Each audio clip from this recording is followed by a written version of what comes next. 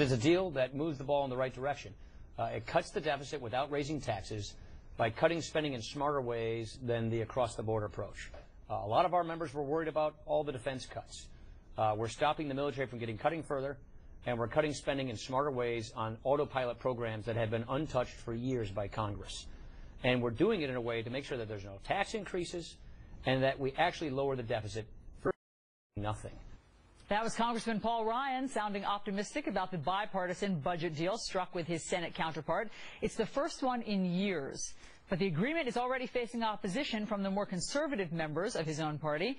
Texas Congressman Louie Gohmert joins us now to talk about it. Hi, Congressman. Hi, Allison. How do you feel? Good to have you. How do you feel about this budget deal? Well, I appreciate so much Paul's great work. He obviously had a thankless task before him. He's extremely competent. But the problem is that when the Budget Control Act was passed, I was not for it. I didn't think sequesters were a good way to make appropriate cuts.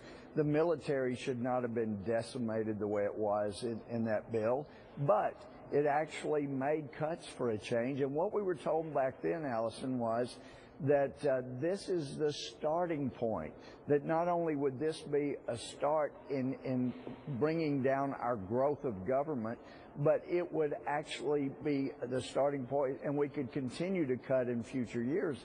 And then what we've seen is it's still, we held together here for a while, but now this bill, on average, we're told will cut $23 billion over 10 years.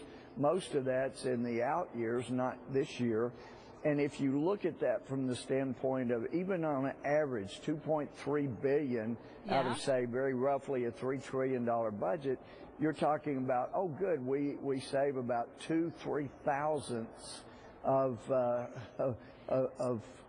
dollar. So Congressman, I mean, basically what I'm hearing you say is that it doesn't go far enough for you. Now, remember, this bill... Well, no, wait a minute. It's not a matter of how far it goes. It's a matter of preserving the very minimal overall cuts that were made before that we were told we would build on.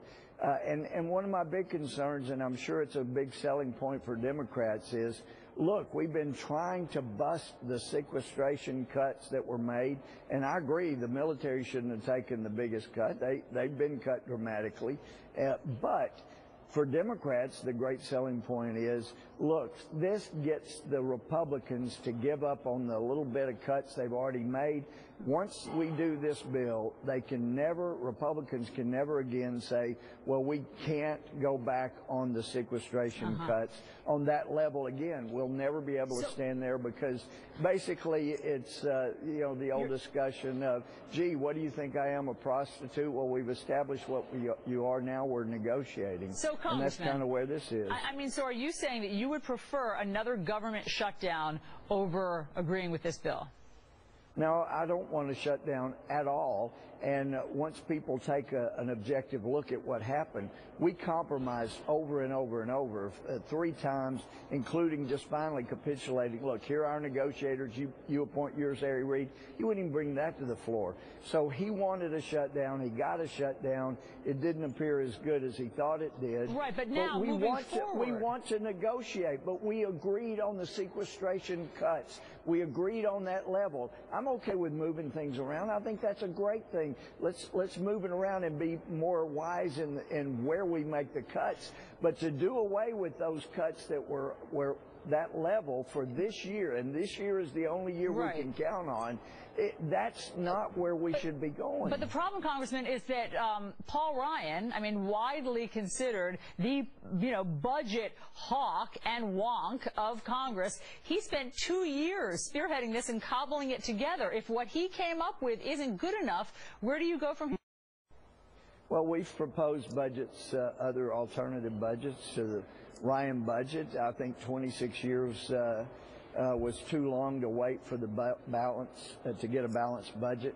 But also keep in mind, Allison, that this is the budget. It doesn't appropriate any money. So once this passes, then you've still got to get an appropriations bill passed before January 15th to avoid a shutdown. And once you've compromised on your principle, and I think making meaningful cuts was a principle, and doing it this year, I don't think doing away with the cuts this year and hoping for them in out years is a very good way to go. I'm still willing to compromise.